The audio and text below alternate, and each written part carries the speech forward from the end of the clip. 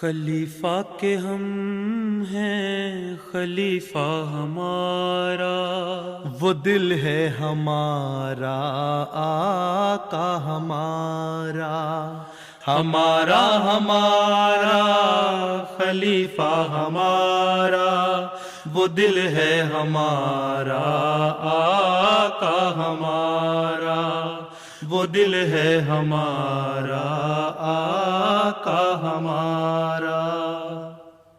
Assalamu alaikum and welcome to This Week with Huzur. We are honored to present highlights of a virtual mulaqat with the Waqf-e-Nau members from Germany that took place last weekend. On Saturday, Hazrat Khalifatul Masih, may Allah be his helper, met with German Waqf-e-Nau doctors, dentists and their families. السلام علیکم ورحمۃ اللہ۔ وعلیکم السلام ورحمۃ اللہ وبرکاتہ۔ ہاں جی بیٹھ جائیں۔ Last weekend, a virtual mulaqat with missionaries in Canada that was due to take place had to be postponed due to COVID restrictions. However, with the grace of Allah, Waqf-e-Nau doctors, dentists, and their families based in Germany had the opportunity to meet Hazrat Khalifatul Masih V, may Allah be his helper, on Saturday. Following tilawat, a brief report was presented by the National Secretary Waqf-e-Nau. السلام علیکم ورحمۃ اللہ وبرکاتہ۔ حضور وعلیکم السلام۔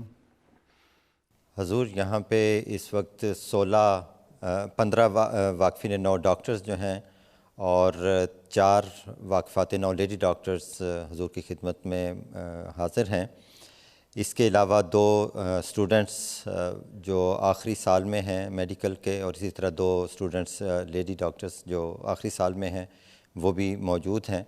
حضور یہ جو 16 جو ڈاکٹرز ہیں اور لیڈی ڈاکٹرز ہیں، انہوں نے اپنے آپ کو خدمت کے لیے پیش کیا ہے۔ یہ اپنا دوسرا جو تجدید ہے، جو تجدید وقفہ وہی کر چکے ہیں، اور ان میں سے بڑی تعداد نے وقف زندگی کا فارم بھی فل کر کے حضور کی خدمت میں پیش کر دیا ہے۔ اس لحاظ سے آج یہ اپنے آپ کو اپنے آقا کے حضور پیش کر رہے ہیں۔ حضور اگر قبول فرمائیں۔ اچھا ہاں، کیا کہتے ہیں ڈاکٹر صاحبان؟ السلام علیکم ورحمۃ اللہ وبرکاتہ۔ پیارے حضور، وعلیکم السلام۔ خاکسار کا نام وجاہت وریچ ہے۔ میں اس وقت اسپیشلائزیشن کر رہا ہوں کارڈیولوجی میں اور الیکٹروفیزیولوجی میں، اور چند ماہ میں یہ اسپیشلائزیشن جو ہے مکمل ہو جائے گی انشاءاللہ۔ آپ روا بھی جاتے رہے ہیں؟ جی حضور، افریقہ بھی اور ربوہ بھی، اور ہیومینٹی فرسٹ میں ایز اے وائس چیئرمین خدمت کر رہا ہوں۔ پھر کہاں پسند آیا آپ کو، افریقہ آیا پسند کہ روا؟ حضور دونوں چیزیں پسند ہیں، جہاں حضور فرمائیں وہاں حضور میں پسند کروں گا کہ وہاں جاؤں۔ کارڈیالوجی میں اسپیشلائز کر رہے ہیں تو جہاں فیسلٹیز ہیں وہیں پھر بھیجنا پڑے گا نا، اگر وقف کرنا ہے تو۔ ایکسپیرینس لے لیا سارا؟ حضور تھوڑا سا رہتا ہے، ابھی کچھ ماہ رہتے ہیں، ابھی اپریل مئی تک انشاءاللہ ٹھیک ہے، اپنا مکمل ہو جائے گا۔ ایکسپیرینس لے لیں، اس کے بعد سوچیں مزید ایکسپیرینس لینا ہے یا تیار ہیں اپنے آپ کو پیش کرنے کے لیے، پھر بتائیں انشاءاللہ۔ جی حضور، خاک صاحب تیار ہے، فیملی بھی تیار ہے۔ پہلے ایکسپیرینس جو ہے جو باقاعدہ رہتا ہے وہ لے لیں، اور مزید دیکھ لیں کہ اس عرصے میں کوئی مزید تو نہیں خیال آیا مزید ایکسپیرینس لینے کا، یا کسی نئی چیز میں زیادہ اسپیشلائز کرنے کا، تو پھر اس کے بعد بتا دیں، اور اگر نہیں ہے تو پھر ٹھیک ہے بتا دیں، لیکن اپریل تک تو ہے نا، اپریل میں دوبارہ ریمائنڈر کر دیں۔ جی ضرور ضرور، جزاکم اللہ۔ اور السلام علیکم ورحمۃ اللہ۔ پیارے حضور، السلام علیکم۔ خاکسار کا نام سفیر احمد نجم ہے، اور حضور کی رہنمائی کے بعد گیسٹرونٹرولوجی اور انٹرنل میڈیسن میں تیسرا سال اسپیشلائزیشن کا مکمل ہو رہا ہے۔ اس کے بعد انشاءاللہ تعالیٰ خاکسار اور اپنی پوری فیملی کے ساتھ وقف کے لیے جب بھی حضور اقدس کا ارشاد ہوگا حاضر ہوں گا۔ کب ختم ہو رہا ہے؟ 3 سال ابھی حضور اقدس اور ہیں۔ 3 سال ہیں، چلو 3 سال تو پڑھو نا سفیر صاحب۔ اچھا کرو، پھر بتانا جب 3 سال مکمل ہو جائیں گے تو۔ جی انشاءاللہ۔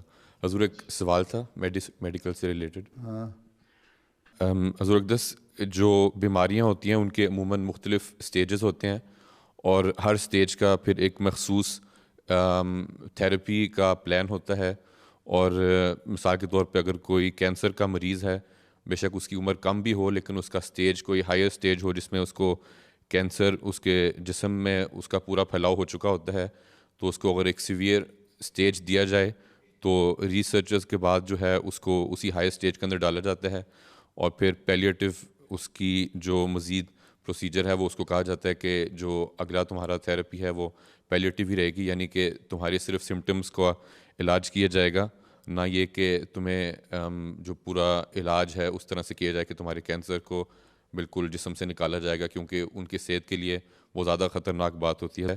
اس سلسلے میں حضور اقدس سے رہنمائی کی درخواست ہے کہ ہم احمدی ڈاکٹر اگر ہمارے ہاتھ میں اس وقت کوئی ان کی تھیراپی کے لیے کوئی بات ہو, لیکن یعنی کہ جو ریسرچ ہے اس کے وہ بالمخالف جاتی ہو, تو اس میں حضور اقدس کی کیا ٹھیک ہے, تاکہ وہاں میڈیکل ایتھکس اس کی اجازت دیتی ہے, اور تمہارے جو ہسپتال کا پروٹوکول ہے وہ تمہیں اجازت دیتا ہے تو علاج کرنے کے لیے, اور علاج آپ کے پاس ہے تو کر لیں, کوئی حرج بھی نہیں ہے. یہ تو ڈیپینڈ کرتا ہے نا آپ کس حد تک اجازت ملتی ہے. کل کو کہہ دیں کہ اچھا تم نے ہمارے ہسپتال کے جو رولز اینڈ ریگولیشن کو فالو نہیں کیا, اور جو ہم نے اپنا پروٹوکول بنایا تھا اس کو فالو نہیں کیا, اس لیے چلو تم تو چھٹی کرو نا, ہیں. تو یہ ساری چیزیں دیکھ لیں پھر کریں, یا پرائیویٹلی کرنا ہے تو کر سکتے ہیں. جی حضور, وہ ریسرچ کے مطابق یا جو ہم نے پڑھا ہے اس کے مطابق بھی ان دو بھائیوں کے لیے اگر ان کی بات اگر ہو رہی ہو یا کوئی بھی ہو جن کا ہائر سٹیجز ہو, اس میں ان کی علاج کا امکان جو ہے وہ نہ ہونے کے برابر ہوتا ہے, تو پھر ہمیں بس یہ دیکھنا پڑتا ہے کہ ان کے 2 ماہ رہ گئے ہیں, 3 ماہ رہ گئے ہیں. تو پھر میرے سے کیا پوچھتے ہو, جو میڈیکلی آپ کے پاس کچھ نہیں ہے تو پھر میں کیا بتا سکتا ہوں. باقی ہومیوپیتھک علاج ہے, ہومیوپیتھک علاج پہ جس کو یقین ہو تھوڑا بہت, اس کے اوپر ٹوٹکے کے لیے وہ جو سچویشن جو بھی ہو اس وقت اور صورت حال ہے اس کے مطابق وہ بتا سکتے ہیں آپ. بعض دفعہ یہ ہوتا ہے کہ ہومیوپیتھک سے تھوڑی سی لائف پرولونگ ہو جاتی ہے, یا یہ ہے کہ بعض دفعہ کمپلیٹلی کیور بھی ہو جاتا ہے. تو یہ تو ڈپینڈ کرتا ہے کس سچویشن میں کس کنڈیشن میں ہے بندہ. تو جب ڈاکٹروں نے بالکل جواب دے دیا ہے تو پھر ایک الٹرنیٹیو ہے ہومیوپیتھی کا بھی, اس کو استعمال کر سکتے ہیں اگر کرنا چاہیں تو, نہیں تو پھر اللہ کی مرضی پہ راضی ہوں. ٹھیک ہے نا. جی جزاک اللہ حضور. السلام علیکم ورحمۃ اللہ وبرکاتہ. پیارے حضور, ترقی یافتہ ممالک میں جیسے جرمنی اور USA میں یہ پرسنلائزڈ میڈیسن کی مہیا ہے, جس میں پیشنٹ کو فائدہ بھی ہوتا ہے. اتنے زیادہ ترقی یافتہ ممالک جیسے افریقہ ہیں, پاکستان ہیں, وہاں اس وقت یہ نہیں مہیا. تو ہم ایز وقف نو ڈاکٹر کیا کر سکتے ہیں اور جماعت کے طور پر کیا کر سکتے ہیں کہ یہ جو پرسنلائز ٹریٹمنٹ وہاں بھی ہم پہنچا سکیں؟ یا تو پھر آپ لوگوں کو کام ہے نا کہ پیسے اکٹھے کریں, اس کے بعد جا کے پھر غریبوں کی مدد کریں. ٹھیک ہے, کچھ ڈاکٹر ایسے ہونے چاہیے جو باہر پھر جائیں, کچھ کام کریں, کچھ عرصہ وقف عارضی کریں, اور پھر اس وقف عارضی میں ٹریٹ کیا کریں لوگوں کو. اس کے علاوہ اور کیا کر سکتے ہیں آپ؟ باقی تو جو فنڈ جہاں سے مہیا ہونے ہیں, کتنی کاسٹ آتی ہے تو ڈپینڈ کرتا ہے نا ان ملکوں میں جا کے وہ کاسٹ کیا ہوگی, افورڈ بھی کر سکتے ہیں کہ نہیں کر سکتے. تو یہ تو سارا آپ کو پلان بنانا پڑے گا نا کہ یہ ٹریٹمنٹ ہے, اس طرح کے پیشنٹ ہوں تو یہ ٹریٹمنٹ ہوگی, اس پہ اتنا خرچہ آئے گا, یہ پلان ہوگا, اس کو ہماری طرف سے یہ مدد مل سکتی ہے, جماعت اس میں کیا کر سکتی ہے, جماعت کی انوالومنٹ اگر ہو تو اس میں کیا کرے گی جماعت ہیں. اور اگر کسی وہاں کسی بڑے ہسپتال میں اگر کہا جائے اور وہ راضی ہو جائیں کرنے ہوئے تو وہ اس سے کس طرح رابطہ کیا جا سکتا ہے. تو یہ سارا پلان بنانا آپ لوگوں کا کام ہے. آپ کی میڈیکل ایسوسیشن ہے, اس سے کہیں بنائیں پلان. ٹھیک ہے جی انشاءاللہ حضور. السلام علیکم ورحمۃ اللہ وبرکاتہ. پیارے حضور, میرا نام عمیر احمد باجوہ ہے. میں صدر اسی ڈاکٹرز ایسوسیشن کا ہوں یہاں جرمنی کا. ہم نے ایکچولی پچھلے یہ 2 سال میں جب سے کورونا کی وبا ہے اس میں ہمیں موقع ملا, یہاں جو ڈاکٹرز ہیں ان کو توفیق ملی ہے کہ بڑے پیمانے پہ ہم جماعت کی بھی خدمت اس طرح سے کر سکیں کہ ہم نے رہنمائی کی ہے کہ 26 جو ریجنز ہیں ہماری, جو وہاں پہ ہم نے باقاعدہ کاؤنسلنگ کی ہے ہمارے MDوں کی.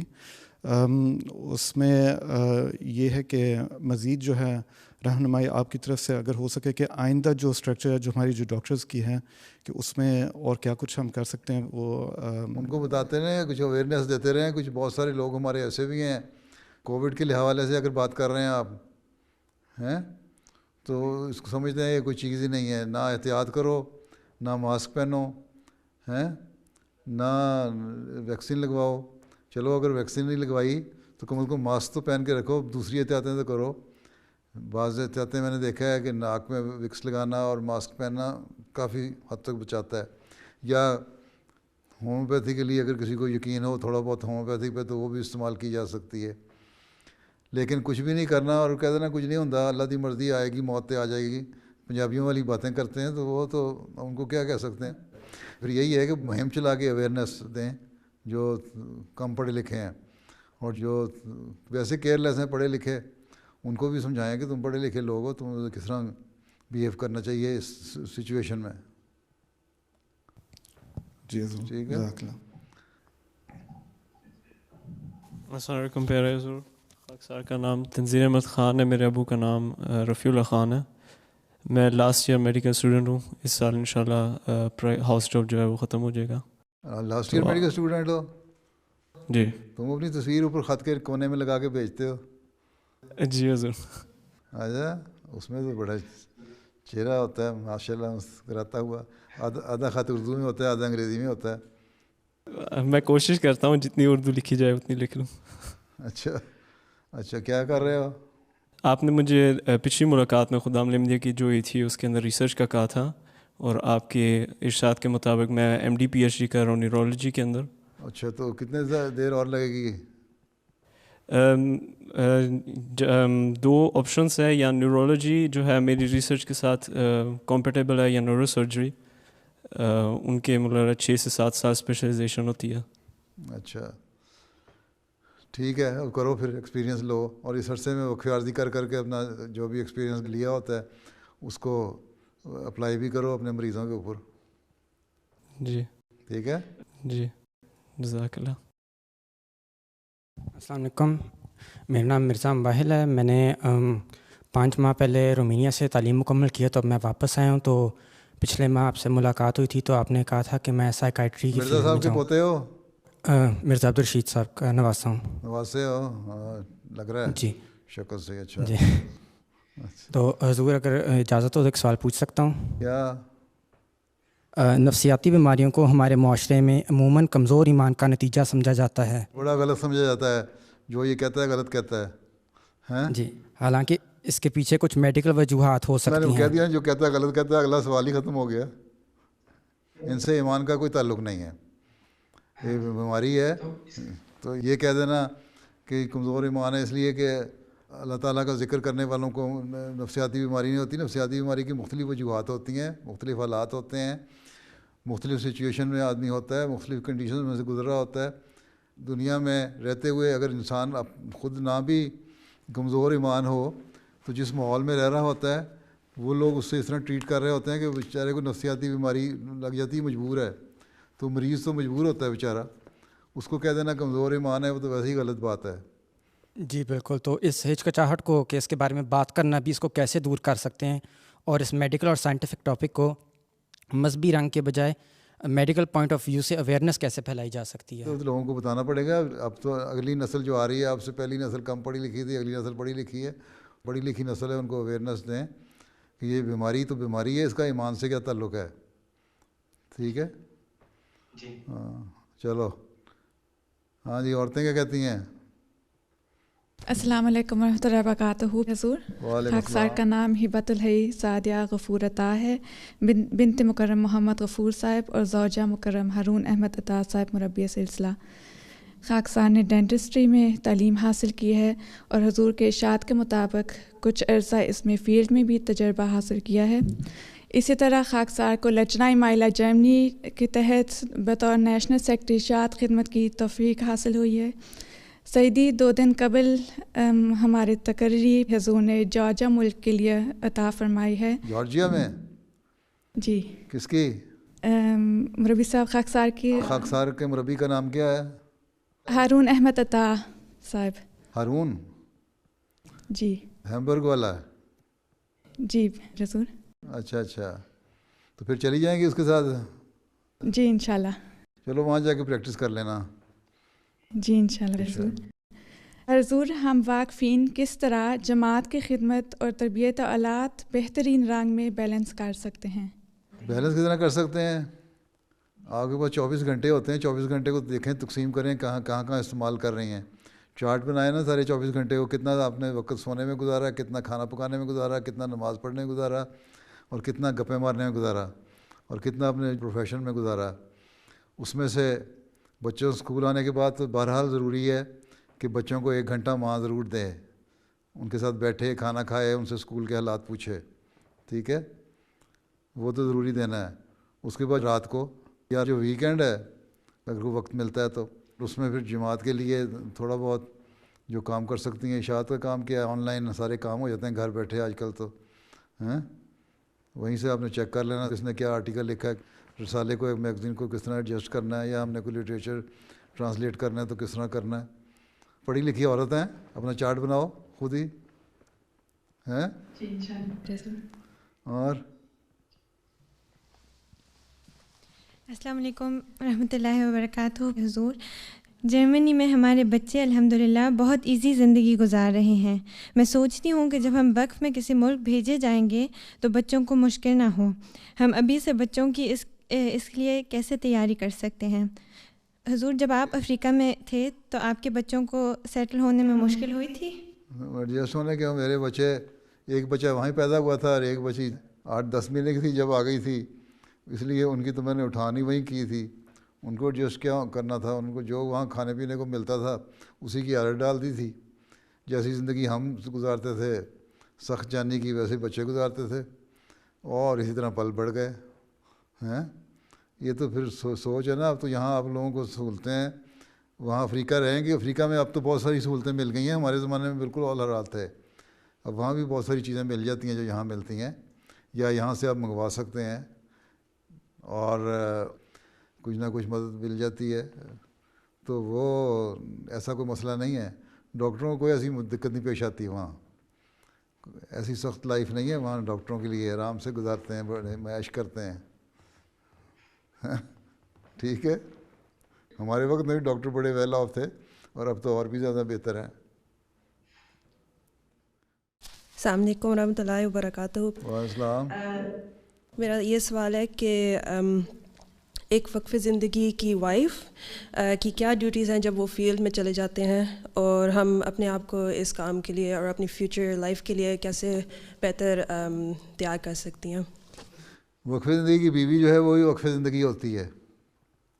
اگر وہ مربی ہے تو اس کو بھی چاہیے کہ اس کے مددگار ہو, اپنی روحانی حالت کو بہتر کرے, اخلاقی حالت کو بہتر کرے, علمی حالت کو بہتر کرے, تاکہ عورتوں میں ان کی تربیت کا کام ہو سکے. مربی کا کام ہے جس طرح اپنی حالت کو بہتر کرنا, اسی طرح اس کی بیوی کا کام ہے اپنی حالت کو بہتر کرنا. اگر ڈاکٹر ہے تو ڈاکٹر کے لیے پھر ضروری ہے کہ بیوی قربانی دے. اگر ڈاکٹر اپنی ڈیوٹی سے زیادہ وقت دیتا ہے وہاں ہسپتال میں یا اپنے کلینک میں جماعت کے, تو بیوی کو چاہیے برداشت کرے, اور اس سے یہ نہ کہے کہ تم نے 8 گھنٹے سے زیادہ ڈیوٹی نہیں دینی ہے, 6 گھنٹے سے زیادہ نہیں کرنا, کیا سارا دن بیٹھے رہتے ہسپتال.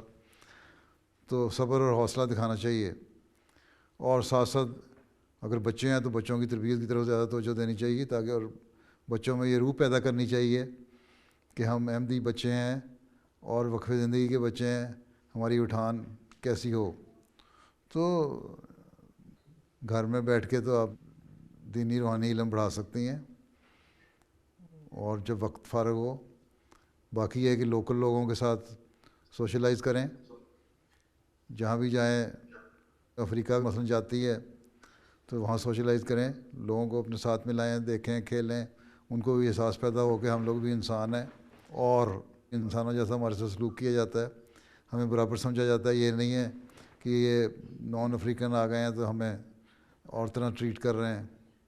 ٹھیک ہے, تو یہ ساری چیزیں ایک وقف زندگی کی بیوی میں ہونی چاہیے کہ لوگوں سے گھل مل جائیں, اور اپنے خامدوں کا ہاتھ بٹانے والی ہوں, اور اپنے ماحول میں اپنے بچوں کی صحیح تربیت کرنے والی ہوں, اور اس کے علاوہ اپنے ماحول میں دوسروں کے لیے بھی ایک نمونہ بننے والی ہوں. ٹھیک ہے. ہاں جی انچارج صاحب وقفے نو کیا کہتے ہیں آپ؟ جزاکم اللہ حسن جزا حضور. اس کے جو نیکسٹ لائن ہے ڈاکٹرز کی, اس وقت 50 اسٹوڈنٹس ہیں جو میڈیکل فیلڈ میں تعلیم حاصل کر رہے ہیں. دعا کی درخواست ہے اور ان کی رہنمائی کی. اچھا کہ وہ بھی اسی طرح ہی انشاءاللہ اپنے آپ کو. ٹھیک ہے, ان کو بلا لینا تھا آج کلاس میں. جی حضور انشاءاللہ تعالیٰ حضور ان کو بھی. نہیں میں کہا اسی میں آ جاتے. یہاں آج 50 اسٹوڈنٹ میڈیکل پڑھ رہے تھے تو بیٹھتے باتیں سن لیتے کم از کم. جی چلیں پھر, اللہ حافظ ہو. جزاکم اللہ حسن جزا حضور. السلام علیکم ورحمۃ اللہ وبرکاتہ. وعلیکم السلام ورحمۃ اللہ وبرکاتہ. Those were highlights from a virtual mulaqat that took place last weekend. We now end with a final segment, the Friday Sermon Summary. In today's Friday sermon, Hazur, may Allah be his helper, continued his series of sermons on Hazrat Abu Bakr Raziyallahu Ta'ala Anhu. Hazur, may Allah be his helper, narrated an incident from the Battle of Badr, which illustrated Hazrat Abu Bakr Raziyallahu Ta'ala Anhu's complete dedication to the cause of Islam, which transcended any other allegiance, even of his own family. جب گھمسان کی جنگ شروع ہو گئی تو رسول اللہ صلی اللہ علیہ وسلم صاحبان سے نیچے تشریف لائے اور لوگوں کو قتال پر ابھارا. لوگ اپنی صفوں میں اللہ کا ذکر کر رہے تھے.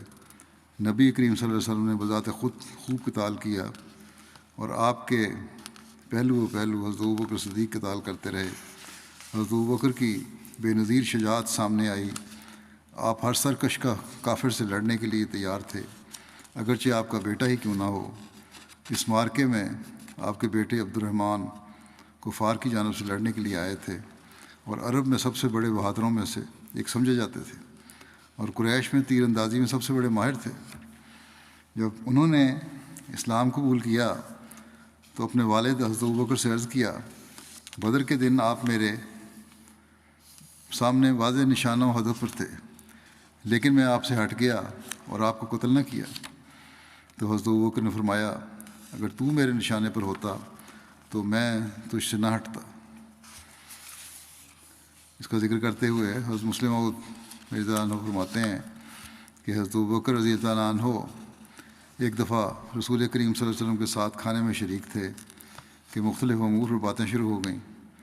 حضرت عبد الرحمن جو حضرت ابوبکر رضی اللہ عنہ کے بڑے بیٹے تھے اور جو بعد میں مسلمان ہوئے, بدر یا احد کی جنگ میں کفار کی طرف سے لڑائی میں شریک ہوئے, انہوں نے کھانا کھاتے ہوئے باتوں میں کہا کہ ابا جان, اس جنگ میں فلاں جگہ سے آپ گزرے تھے تو اس وقت میں ایک پتھر کے پیچھے چھپا بیٹھا تھا اور میں اگر چاہتا تو حملہ کر کے آپ کو ہلاک کر سکتا تھا, مگر میں نے کہا اپنے باپ کو کیا مارنا ہے. حضرت ابوبکر نے جواب دیا, خدا نے تجھے ایمان نصیب کرنا تھا اس لیے تو بچ گیا, ورنہ خدا کی قسم اگر میں تجھے دیکھ لیتا تو ضرور مار ڈالتا.